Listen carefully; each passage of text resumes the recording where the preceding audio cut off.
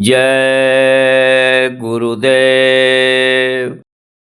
सतगुरु की महिमा अनंत, अनंत किया उपकार। लोचन अनंत उघाड़िया, अनंत दिखावन हार। लोचन अनंत उघाड़िया, अनंत दिखावन हार।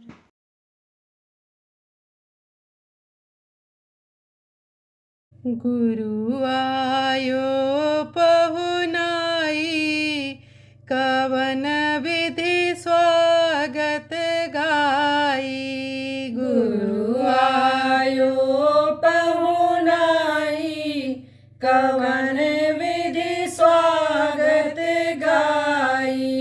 मेरा मंदिर स्वच्छ नहीं है, मेरा मंदिर स्वच्छ नहीं है। कालिख मैल जमाई, कवन विधि स्वागत गाई। कालिख मैल जमाई, कवन विधि स्वागत गाई। सोलखी सम्मुख जात बने ना, सोलखी सम्मुख जात बने ना।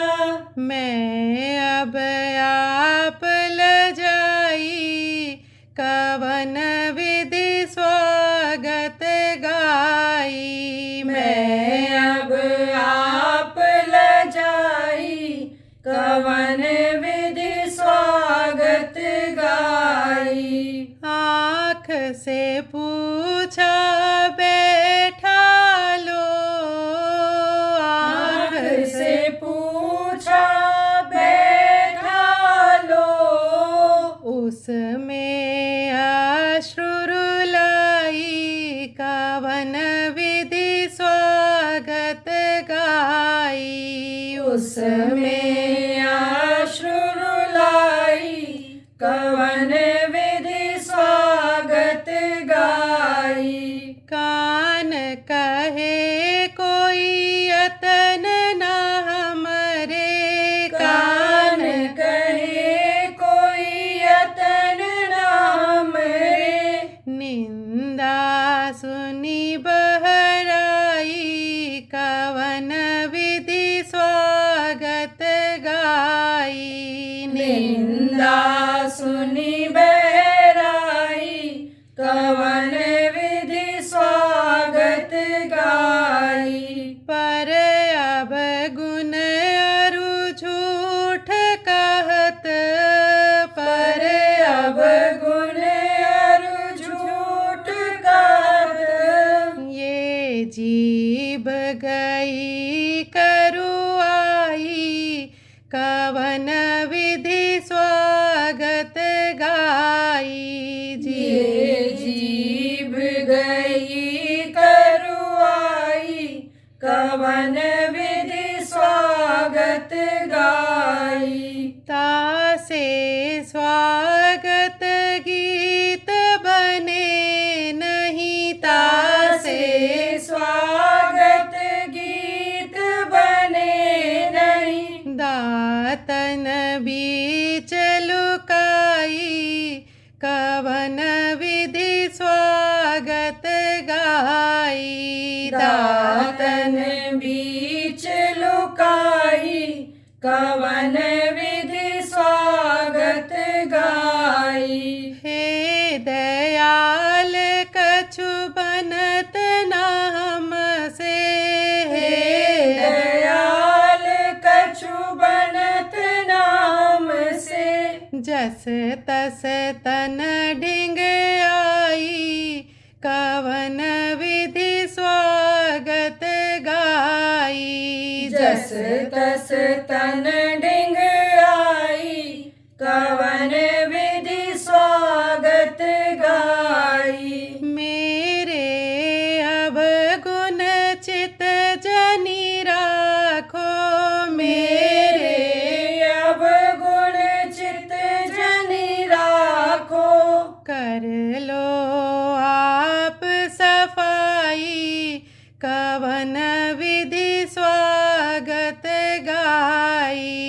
कर लो आप सफाई, कवन विधि स्वागत गाई। गुरु आयो पहुनाई, कवन विधि स्वागत गाई। गुरु आयो पहुनाई, कवन विधि स्वागत गाई। जय गुरुदेव। जय गुरुदेव।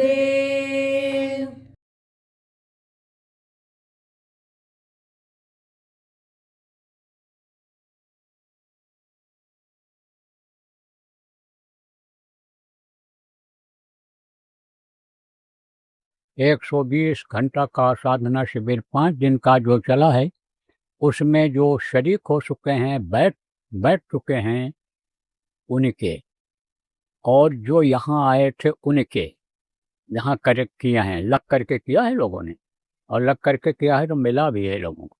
वो तो कल मैं बुलाऊंगा उनको, डायरी लेकर आएंगे, उनको कल बुलाऊंगा और किसी से नहीं मिलूंगा। अब हमने सुबह ही बता दिया था, हमारा रिश्ता वहीं तक है। अब कहाँ तक? जहाँ तक अन्य समझो कि भजन करने और कराने वाले हो, उन्हीं से हमारा रिश्ता है। बाकी आप कितने बड़े आदमी हो, कितने हमारे दोस्त रहे हो, आप हमारे संगत का कितना भी काम करते रहे हो, भाई इस समय हमको माफ़ी दिया रहो कि जब वैसे काम की ज़रूरत पड़ेगी, वैसे काम की ज़रूरत पड़ेगी जब, तब हम फिर आपको याद कर लेंगे, हम फिर उसी तरह। लेकिन हमारे पास आपके मदद के लिए कुछ रहे तो। हम तो इस समय बिल्कुल खाली पड़े हैं।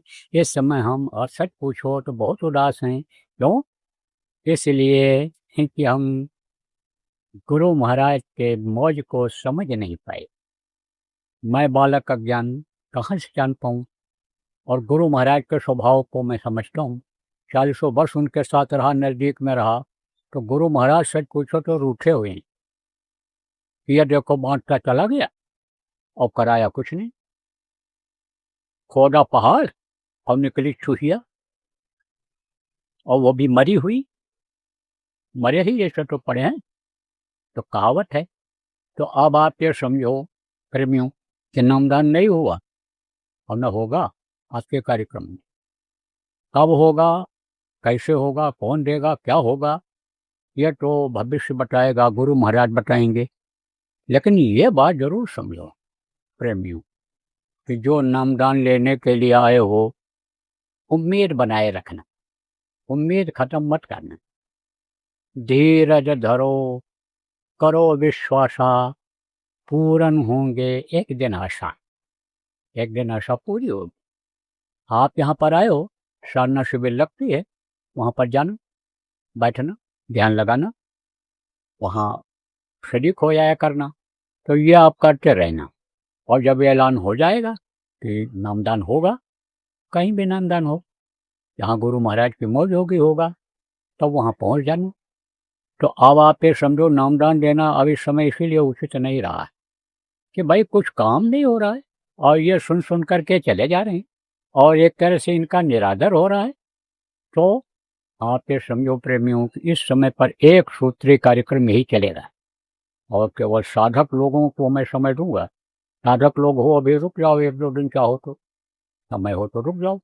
और कल मैं डायरियाँ मंगवाऊंगा, समय बता दूंगा आपको सुबह ध्यान भजन के समय पर, और डायरी लेकर हमारी कुटिया में आ जाना। और कुटिया में जो लोग रहते हो देख रेख के लिए, आप भी सुन लो। जो डायरी लेकर आएगा उसको बैठा देना एक जगह पर सम्मान के साथ, और फिर हम मिल लेंगे। तो हम उन्हीं लोगों से मिलेंगे। आप लोग तो परेशान हमको मत करना। आप लोग तो अब ये कार्यक्रम समाप्त हो गया। अब जिसको ट्रेन से बस से जाना है चले जाओ, अपनी गाड़ी से जाना है रात को मत जाना। रात की यात्रा अच्छी नहीं होती है। सुबह जब उठना तो सुबह जल्दी निकल जाना होगा तो पूछने की, कहने की, बताने की ज़रूरत नहीं है। लेकिन अगर आप सेवा में आए हो, या आपके जो जिम्मेदार हैं जिला के प्रांत के, और वो अगर चाहते हैं आपको रोकना, तो आप रुक भी जाना, क्योंकि यह समेटना भी रहेगा।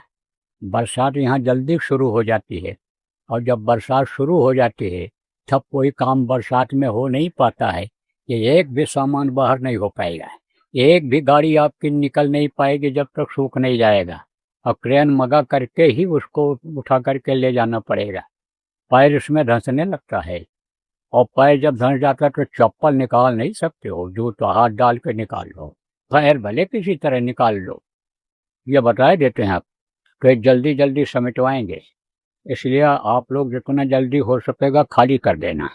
जो सत्संग के हिसाब से आए थे, भंडारे में शरीक होने के हिसाब से आए थे, लेकिन जो कार्यकर्ता हो, साधक हो, रुक जाओ। कुछ भंडारे वाले भी रुक जाएंगे, क्योंकि इनको खिलाना देना तो पड़ेगा ही।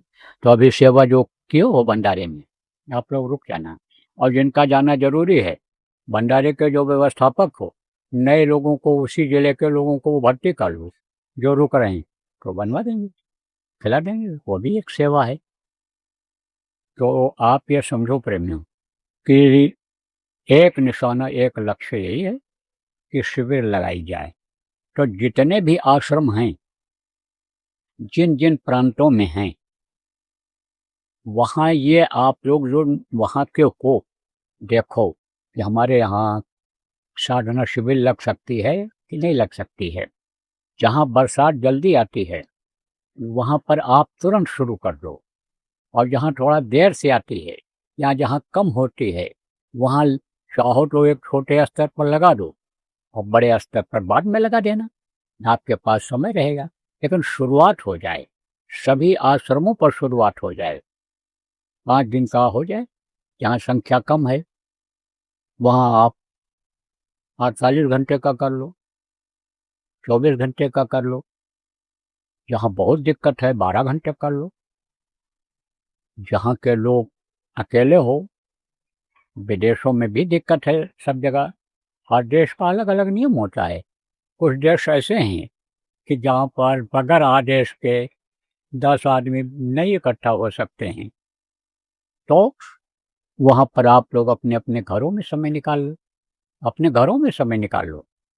5 घंटे 6 घंटे लगातार समय दो आप, कम से कम 10-12 घंटे का आपका भी हो जाए, खंडों में हो जाए। दो घंटे करो, 1-1 घंटे करो, जब समय मिल जाए तब करो, लेकिन ये चालू करो ये आप इसको साधना शिविर को। तो देखो बराबर आश्रमों पर चालू करा दो, और जिम्मेदार लोग आप आज अगर गोष्ठी कर लो, जल्दी खत्म हो जाएगा। ये ध्यान भजन भी जल्दी खत्म हो जाएगा आज रोज से। तो आप लोग मीटिंग कर लो, हम मीटिंग करके लिस्ट बनवा लो कि कहाँ कहाँ करेंगे, कौन जिम्मेदार रहेगा। 2 आदमी 3 आदमी जिम्मेदार बनाओ, 5 आदमी बना दो। अगर संख्या ज़्यादा है तो वहाँ जहाँ आश्रम है तो 5 आदमी जिम्मेदार बना दो, और उनको काम सौंप दो कि ये काम ये करेंगे, ये पूरा काम कर लो। उसके बाद में लिस्ट भेज दो हमारे पास कि यहाँ पर साधना शिविर लगेगी, यहाँ सारी व्यवस्था हो गई है। डिटेल में लिख कर देने की ज़रूरत नहीं है, तो हमको भी संतुष्टि हो जाए, हमको भी संतोष हो जाए, और हम फिर और आगे की योजना बनाएं, इसके बाद क्या करना है, इसके बाद क्या करना है। तो ये जो 80 दिन का समय है ये बहुत महत्वपूर्ण है। ये मत सोचो कि 80 दिन में 1 बार 2 बार कहीं लगा देंगे। अरे भैया, कल किसी ने देखा है? कल किसी ने नहीं देखा। और अभी एक बम कहीं गिर जाए तो इमरजेंसी लग जाएगी, एक जगह से दूसरी जगह आ जा नहीं सकते हो, नियम कानून सब मिलिट्री वालों के हाथ में चला जाएगा। तो उसमें कोई शोर सिफारिश नहीं चलेगी। Law is law, order is order. ऐसा होता है कि नियम है, कानून है, इसका पालन करना ही पड़ेगा। जो ऑर्डर हो गया उसका पालन करना ही पड़ेगा। इसलिए जो अच्छा काम है उसको पहले करना चाहिए। देखो रावण कितना विद्वान था, बलवान था रावण। रावण के सामने बड़े बड़े देवता नहीं टिकते थे, डरते थे, इतना बलवान था। इतना उसके पास धन था कि पूरी उसकी लंका सोने की थी, और आप समझो कि जो जिससे चाहता था उससे वो चीज़ ले लेता था, और डर के मारे दे देते थे लोग, डर के मारे। कि कहीं मारपीट न दे, ऐसा न कर दे। आप अगर कोई मान लो इस तरह का काम करते हो तो उनको भी ये सोचना चाहिए कि अंजाम क्या हुआ उसका, सर्वनाश हो गया। छीना था उसने देवता से विमान, उस पर विमान छीन लिया था, परिणाम क्या हुआ? कुछ रह गया? न विमान रह गया, न सोने की लंका रह गई, न वो रह गया। तो उसको अहंकार था, किस बात का अहंकार था? इस बात का अहंकार था कि हम जब चाहेंगे तब जमीन से लेकर के और स्वर्ग तक सीढ़ी लगा देंगे और सीढ़ी पर चढ़ करके लोग स्वर्ग पहुंच जाएंगे, सीढ़ी पर चढ़कर लोग स्वर्ग पहुंच जाएंगे। और क्या अहंकार था कि जब हम चाहेंगे तब सोने में सुगंध ला देंगे। अब आप सोचो, सोने की कीमत बढ़ती कि नहीं बढ़ जाती? बहुत बढ़ जाए। अभी सोने में सुगंध हो जाए, अभी हीरा में सुगंध हो जाए, मोती में सुगंध हो जाए, तो एक एक हीरा जो 20-20 लाख रुपए का मिलता है वही 20 करोड़ का मिलने लग जाएगा। फटाफट लोग खरीदने लग जाएंगे। देखो, कोई फूल ऐसा होता है कि जिसमें खुशबू नहीं होती, देखने में सुंदर होता है, देखो उसी जैसा फूल उसी रंग का जिसमें खुशबू होती है उसको लोग ज़्यादा पसंद करते हैं। इसीलिए तो कहता हूँ, वृक्ष लगाओ फलदार, फूल लगाओ खुशबूदार, और अगर गाय रखो तो दूध देने वाली, उसका कुछ फायदा तो मिले आपको। सेवा करो, गौ सेवा का फायदा तो मिलेगा, लेकिन गौ सेवा भी तभी हो पाएगी जब दूध से बूत आएगा, ताकत आएगी। जब दूध पियोगे ताकत आएगी, तभी सेवा भी हो पाएगी। तो प्रेमियों, वादा जो करता है वो बहुत पीछे हट जाता है, इसलिए जो काम करना है तुरंत करना चाहिए। आप ये देखो, बड़े बड़े अधिकारी होते हैं, वो उनके टेबल के ऊपर कोई भी फाइल रह नहीं जाती है पेंडिंग, चाहे रात को 11 बज जाए, लेकिन सब निपटा के ऑर्डर करके और जो जैसा होता है फिर वो उठते हैं कि सुबह पता नहीं क्या ऑर्डर आ जाए, पता नहीं कैसी स्थिति हो जाए, और सुबह हम न ड्यूटी लगाए रहें, वहाँ पोस्ट न पहुँची रहे तो क्या बलबा हो जाए, क्या कैसा हो जाए। जब रिपोर्ट आ गई है CID की कि बलबा होने वाला है, यहाँ तनी तना चल रहा है, तो जिम्मेदारी किसकी है?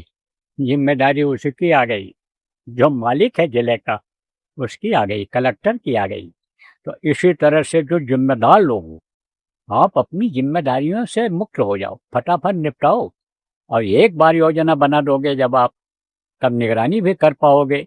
और नहीं तो योजना ही नहीं बन पाएगी, लागू नहीं हो पाएगी, तो निगरानी क्या कर पाओगे, क्या आगे का बता पाओगे। इसलिए आलस्य को भैया यहीं छोड़ जाओ, यहाँ से झोले में रखकर मत लेकर के जाओ, कपड़े के अंदर जेब में रखकर आलस्य को मत यानी समझो कि लेकर के जाओ, आलस्य छोड़ो। और ऐसे साधना करने वाले भी तारीख देते रहते हैं और कहते बस ये सेट हो जाए, वो सेट हो जाए, वो सेट हो जाए। क्या सेट होने वाला है? यहाँ तो भैया कोई चीज़ सेट होने वाली है ही नहीं, और जितना ही सुलझाओगे उतने ही उलझते चले जाओगे, जितनी ही आवश्यकता बढ़ाओगे उतने ही उसमें फंसते चले जाओगे। कहते हैं जिसको कछु न चाहिए सोई शहंशाह, शहंशाह माने होता बादशाह, जिसको कुछ नहीं चाहिए वही बादशाह होता है, शहंशाह होता है। चाह गई चिंता गई, मनवा बेपरवाह है, जिसकी चाह खत्म हो गई उसकी चिंता खत्म हो गई। और जिसको कछु न चाहिए सोई शहंशाह। उठे न एक महात्मा जी जा रहे थे, तो देखा उन्होंने कि राजा का महल दिखाई पड़ रहा है, तो वहाँ आबादी होगी, चल करके वहीं रुक जाएंगे, किसी के यहाँ रुक जाएंगे, रोटी पानी भी कुछ मिल जाएगा।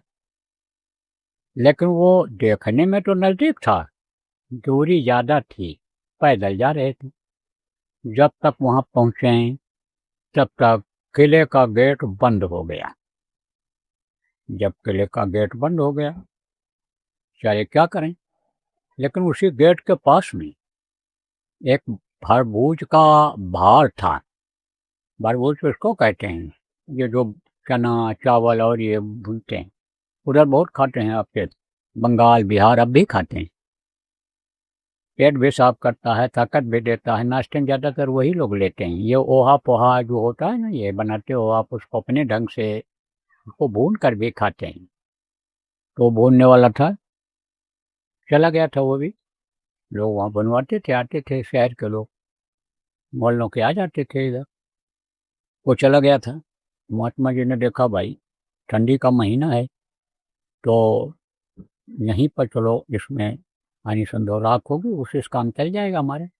ये रोएं जो होते हैं जहाँ से निकलते हैं, वो चीज़ अगर ढक जाए और ये यहाँ पर ये ढक जाए, है तो ठंडी असर नहीं करती, करती है लेकिन कम करती है। इसीलिए तो देखो महात्मा लोग पहले जब तपस्या करते थे, धूनी के पास बैठे रहते थे, वही राख पूरे बदन में ऐसे लगा लेते थे, कुछ नहीं, रात रात बैठे ध्यान लगाते रहते, तपस्या करते रहते थे। तो वो क्या किए, अब भूख तो लगेगी, कोई चाहे महात्मा हो और चाहे गृहस्थ हो, चाहे मेहनती हो, चाहे बैठ के खाने वाले हों, वो तो क्षुधा मानती है, पेट नहीं मानता है। यही अगर न होता, नभ्या और जिभ्या का ये जो स्वाद है, यही अगर न होता तो आदमी को कोई जीत पाता, आदमी को कोई हरा पाता? ये कोई नहीं हरा पाते, लेकिन उसी से आदमी हारा हुआ है। तो भूख तो लगी थी, तो महात्मा जी ने क्या किया, वो जो चने और चावल और ये चीज़ें जो यानी भूनते समय बाहर गिर गई थी भुनी हुई, उसी को उठा करके अपना खा लिए।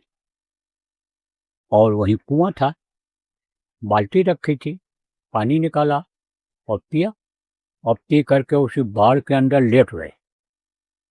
सुराख बड़ा था, पहाड़ था, जैसे भट्टी होती है, ये बिस्किट बनाने वाली है, हाथ से जो बनाते हैं बिस्किट, उसमें लेट गए। अब उसमें लेटे रहे, अपना ध्यान भजन करते रहे। जब सुबह हुआ तो राजा उधर आता था, रोज आता था टहलने के लिए, टहलने के लिए रोज आता था। तो उधर आया टहलने के लिए, तो रात में क्या हुआ था, आंधी आई थी और पानी भी हल्का फुल्का गिरा था। तो जब करीब आदमी, यानी जो जिसके पास पंखा एसी नहीं होता है, रात में निकल कर के बाहर सोता है, और जब आंधी पानी आ जाता है तो नींद हराम हो जाती है। नींद खत्म करके उसको ब्रेक करके अंदर जाना पड़ता है, कमरे के अंदर, तो दिक्कत होती है। तो राजा ने अपने साथ के लोगों से पूछा, भाई कल आंधी पानी आई? आंधी पानी आई? कहा आंधी आई। फिर कहा, किसी से कहा उसी में से कि रात कैसी बीती? तो कोई क्या बतावे क्या बीती। तब तक आवाज आई, कुछ तुम्हारे जैसी और कुछ तुम्हारे से अच्छी। तो उन्होंने देखा, कौन बोला? कोई नहीं बोला। आवाज किसकी है? कोई नहीं बोला। अरे बोले, बताओ भाई। तो राजा होशियार होते ही थे, राजा होशियार था। कहा, अभी जब ये बोलेंगे, सबसे पूछेंगे तो हम आवाज पहचान जाएंगे। सबसे पूछा, बताओ रात कैसी बीती? अब फिर आवाज आई, कुछ तुम्हारे जैसी कुछ तुमसे अच्छी। कहा राजा ने, आवाज कहाँ से आ रही है? बोले, भाई देखो कहीं दुश्मन के जासूस तो नहीं यहाँ, और उनको पेश किया जाए अगर कोई है बोल रहा है तो। अब तुरंत राजा लौट पड़ा, कहा खतरा ना हो जाए कहीं, और कहा हमारे दरबार में पेश किया जाए। सिपाहियों को छोड़ दिया कुछ लोगों। अब सिपाही लोग तलाश करने लगे, तलाशते देखा बाढ़ के अंदर, बरबूज के बाढ़ के अंदर महात्मा जी आराम से लेटे हुए हैं। भले रे देखा तो साधु वेश में थे। कहा महाराज आप इसमें कैसे आए? तो कहा निकलो, चलो। आप आवाज लगाए थे, बोले थे तुम्हारे जैसा और कुछ तुमसे अच्छा। कहा हाँ बोले थे। बोले चलो राजा के पास चलो। बोले हमने क्या अपराध किया कि राजा के सामने पेश होना पड़ेगा? बोले वो तो वही बताएंगे, लेकिन हमारे लिए हुक्म है, तो हमको तो हुक्म का पालन करना है। तो ले गए, तो महात्मा थे, राजा ने सम्मान से बैठाया और कहा कि आपने जवाब दिया मेरे सवाल का? कहा हाँ दिया। तब कहा कि किस तरह से हमको समझाओ, मैं तो राजा हूँ और तुम साधु हो। मैं तो बढ़िया बढ़िया खाया और बिस्तर पर सोया, बढ़िया से हमने आराम किया, और तुम क्या खाए? आप क्या खाए महात्मा जी? बोले हम तो वही चना चबैना जो पड़ा था वही खा लिए, पानी पी लिया, पानी पी लिया। तो कहा अच्छा, और सोए कहाँ? बोले उसी में सोए, राख में, गर्म राख थी, ठंडी का महीना था, राख में सोए। कहा तब हमारे जैसी रात कैसे बीती? तो महात्मा ने कहा कि सोने के बाद आपको पता चला कि क्या सोए हैं, और खाने के थोड़ी देर के बाद आपने जो स्वाद खाने में लिया उस स्वाद का पता चला कि क्या खाए थे? दोबारा स्वाद का पता चला? बोले नहीं पता चला। कहा सुबह जब आप गए शौच के लिए, लैट्रिन के लिए, तब कैसी निकली? खुशबूदार की बदबूदार? महात्मा कहने में संकोच करते हैं। संकोच नहीं करते। सचु वैद गुर तीन जो, वह बोले सचु वैद गुर तीन जो, प्रिय बोले भय आस, राज धर्म तन तीन कर, कोई बेगी है नाश। राजा का मंत्री राजा के मन के हिसाब से अगर बोलने लग जाए, राजा को सही सलाह न दे, तो राज खत्म हो जाता है। राजा तो भोगी होते ही हैं, तो वो तो भोग में फंसे रहते हैं, कोई निर्णय जल्दी नहीं ले पाते हैं। लेकिन मंत्री अगर होशियार है, उसके डायरेक्शन में राजा चलता है, कामयाब रहता है। तो सचु वैद, और वैद जो चीज नुकसान करने वाली है और रोग को बढ़ाने वाली है, मन उसी चीज को मांगता है, और उसको अगर कह दिया वैद ने हाँ हाँ ले लिया करो थोड़ा सा, कोई बात नहीं है, तो वही शरीर को नाश करती है। और जो गुरु का काम करते हैं वो मन के मुताबिक करने लग जाएं, उसके किसके? आप ये समझो, जिसको वो अपना बनाते हैं, कान फूंकते हैं या कंठी बांधते हैं या नामदान देते हैं, अगर उसके मन से अगर करने लग जाएं तो अभी धर्म कर्म सब खत्म हो जाएगा। अभी ये ऐलान कर दिया जाए कोई भी आवे, कोई कुछ भी काम करे, मांस खाए, मछली खाए, अंडा खाए, शराब पिए, हत्यार करे, कत्ल करे, कुछ भी, कोई ठगी करे, कोई भी काम करे, और सबको नामदान दे दिया जाएगा।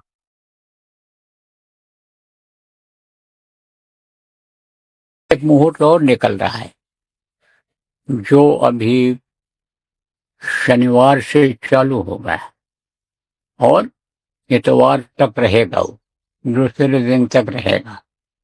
और सबसे बढ़िया मुहूर्त यह है कि 7 तारीख शनिवार पड़ रहा है, 7 तारीख को शनिवार को 11 दिन में 11:11 पर जो साधना में बैठ जाएगा और साधना शिविर चालू करा देगा 24 घंटे का,